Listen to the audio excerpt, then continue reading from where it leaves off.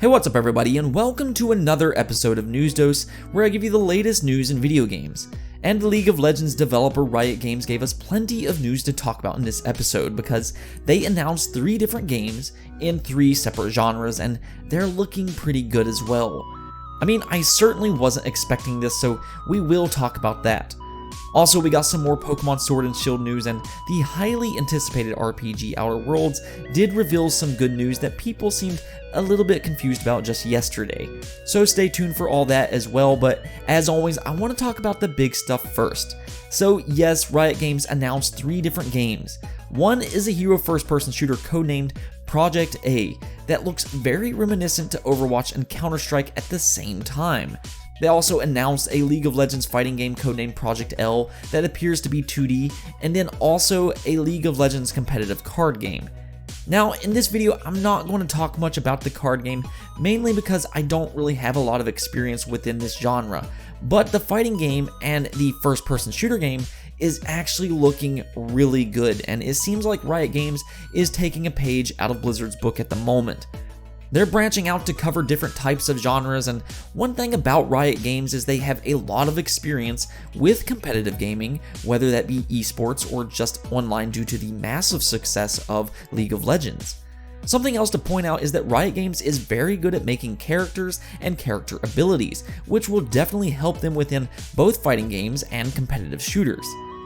Now, with all that said, let's talk about the elephant in the room, because Project A looks very similar to Overwatch and Counter-Strike, and while yes, these two are very different games, it seems like Project A has similar mechanics to Counter-Strike and really requires a lot of precision. I think even the sound effects of the guns are almost identical, and at one point in the video, one of the characters pulls out a knife, and the animation looked very similar to what it looks like in Counter-Strike Go. Now, that isn't to say this is a bad thing, and really it's actually a good thing, because what Riot Games is doing is turning it into a hero shooter, which makes it a little bit more unique, something more similar to Overwatch. Though in Overwatch, a lot of the characters doesn't necessarily rely on precision aiming, but rather teamwork and movement. I mean, several characters have lock-on weapons such as Moira and Winston. So Project A looks like a combination of the two, and I think it sounds really good on paper, kind of the best of both worlds. I'm excited to see what kind of characters and abilities Riot Games can create as well, and considering they have plenty of experience with this already, I think it will make for a very interesting game, while also giving my favorite game of this generation a bit of competition, which is Overwatch. As I said before, they also did announce a fighting game, Project L, though not much is really known about this game as of this moment. We only have a short clip of it so far and some pictures, which does reveal that it is a League of Legends fighting game, and it is a 2D fighting game as well, which in my opinion is a great thing. I've always preferred 2D fighting games to the 3D versions, just my opinion. I know everybody's different on this subject.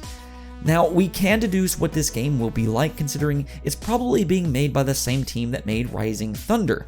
Riot Games bought them out a few years ago, I believe, and when they did, they stopped development on Rising Thunder, which means this is probably what they have been working on ever since.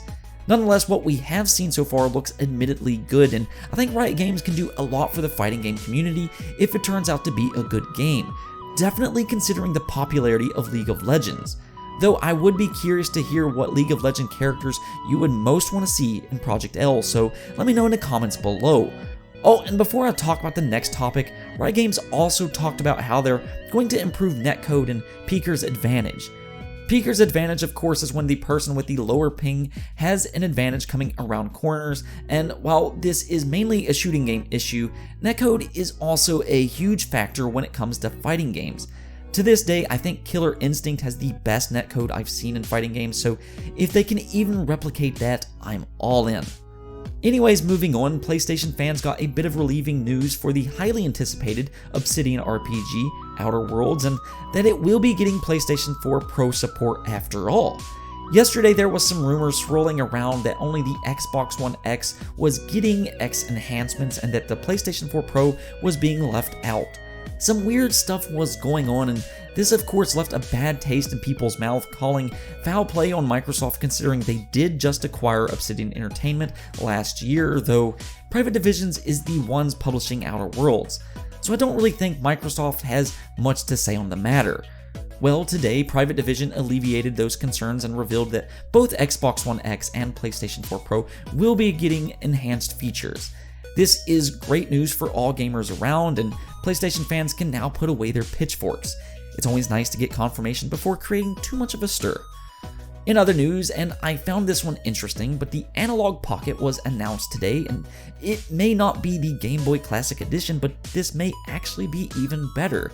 First off, the design is really good looking, but what makes this so special is that it supposedly is able to play all Game Boy Color, and Game Boy Advance cartridges. So if you still have some old Game Boy Advance games, or you're looking to get into retro gaming, this is a nice little option and might be worth picking up.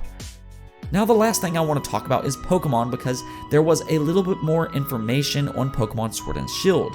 While this isn't anything huge, no puns intended, a few more Gigantamax Pokemon was announced, which is Pikachu, Eevee, Meowth, Charizard, and Butterfree. Of course, Gigantamax Pokemon takes on a slightly different look and has some new abilities as well. I did find it amusing that Pikachu is very reminiscent of the original Fat Pikachu in Pokemon Yellow, but I think for the people getting annoyed with Gen 1 pandering, maybe even a little bit more annoyed by this announcement. I myself started playing Pokemon when it first released in the 90s, so I'm okay with this personally, but I'm starting to understand where people are coming from. They might want to start sharing some love with the other generations as well. I'm not really into the Gigantamax thing myself though, but hey, that's just me. Anyways though, that's it for this video, but if you liked the video, don't forget to hit that bell notification and subscribe button.